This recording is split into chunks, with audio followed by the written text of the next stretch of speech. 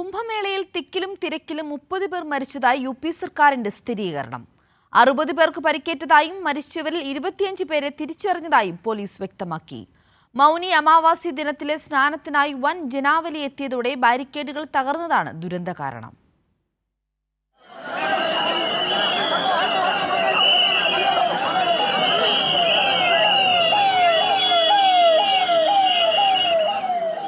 പുലർച്ചെ 1 മണിയോടെയുണ്ടായ ദുരന്തത്തിൽ മരണവിവരങ്ങൾ പുറത്തുവിടാത്ത ഉത്തർപ്രദേശ് സർക്കാരിന്റെ നടപടിക്കെതിരെ പ്രതിപക്ഷം രൂക്ഷ വിമർശനം നടത്തിയിരുന്നു. പിന്നാലെയാണ് മണിക്കൂറുകൾക്ക് ശേഷം മരണസംഖ്യ ഔദ്യോഗികമായി പോലീസ് പുറത്തുവിട്ടത്. മരണസംഖ്യ ഇനിയും ഉയർന്നേക്കുമെന്നാണ് സൂചന. പരിക്കേറ്റ പലരുടെയും നില ഗുരുതരമാണ്. VIP-കൾക്ക് അപകട ദിവസം പ്രവേശനം നൽകിയിരുന്നില്ലെന്നും UP സർക്കാർ വ്യക്തമാക്കി. UP ഭരണകൂടം VIP-കൾക്ക് സുരക്ഷ ഒരുക്കാനുള്ള തിരക്കിലാണെന്നും സാധാരണക്കാരെ ശ്രദ്ധിക്കുന്നില്ലെന്നും പ്രതിപക്ഷം ആരോപിച്ചിരുന്നു. അപകടമുണ്ടായ ത്രിവേണിഘട്ടിൽ വീണ്ടും സ്നാനം ആരംഭിച്ചു.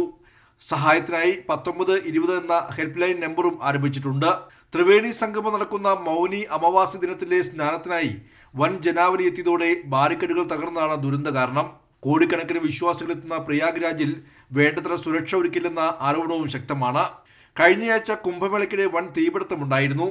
10ലധികം ടെന്റുകളാണ് അന്ന് കത്തി നശിച്ചത്. പിന്നാലെയാണ് നിരവധി പേരുടെ ജീവൻ കവർന്ന ദുരന്തം ആവർത്തിച്ചത്.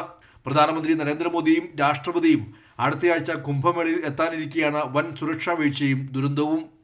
കൈരളി ന്യൂസ്, ദില്ലി.